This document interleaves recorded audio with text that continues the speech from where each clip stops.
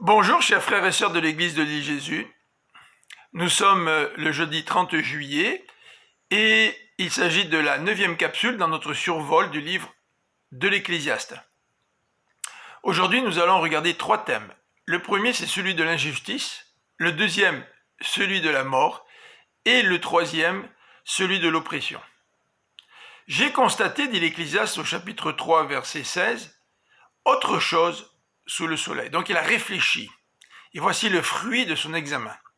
Au tribunal règne l'iniquité et au lieu où l'on administre la justice, on rencontre l'iniquité. L'être humain a dans son cœur un profond sentiment de justice. Et quelle stupeur de constater que là où devrait régner la justice, c'est plutôt l'injustice. Mais l'Ecclésiaste a une conviction.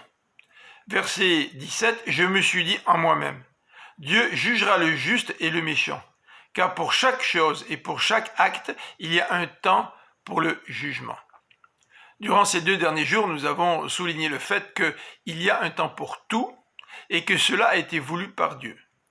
Et parce que Dieu a créé un temps pour tout, il y aura aussi un temps pour le jugement. C'est la conviction de l'Ecclésiaste lors de cette constatation que là où devrait régner la justice, règne plutôt l'injustice. L'Ecclésiaste va nous parler de la mort à partir du verset 18, et il nous dit ceci, « Je me suis dit en moi-même au sujet des humains que Dieu veut les purger du mal ou les tester et leur montrer qu'en eux-mêmes ils ne sont pas plus que des bêtes.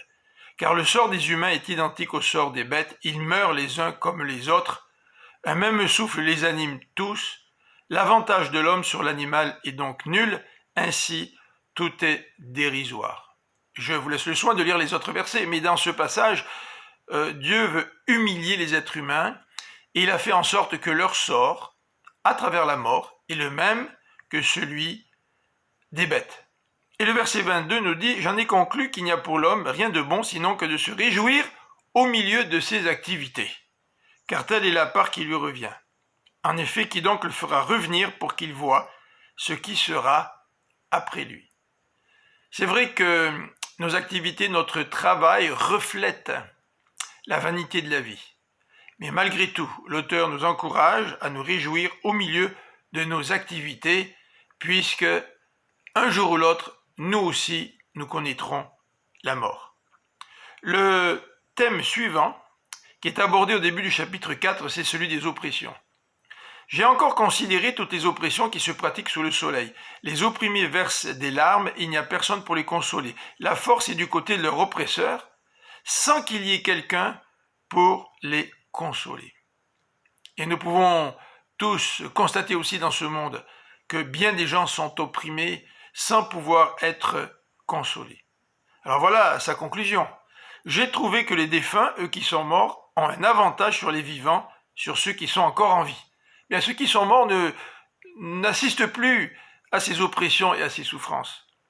Un autre avantage qu'il a trouvé, c'est que celui qui n'est pas encore venu à l'existence, il s'en trouve mieux, parce qu'il n'a pas vu tout le mal qui se commet sous le soleil.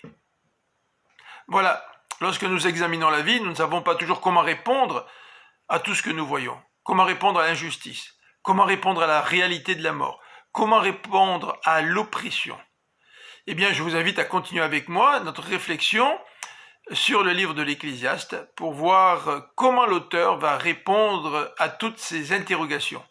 En attendant, je vous souhaite une bonne journée et que la paix et la grâce du Seigneur vous accompagnent. À demain.